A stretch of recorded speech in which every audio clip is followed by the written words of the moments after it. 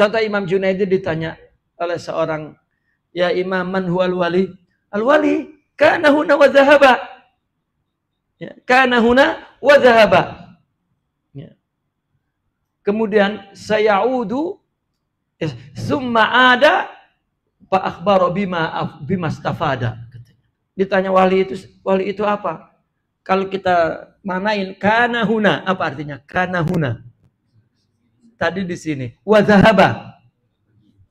Dan dia akan pergi. Summa ada wa fa akhbara bima stafada. Apa maksudnya?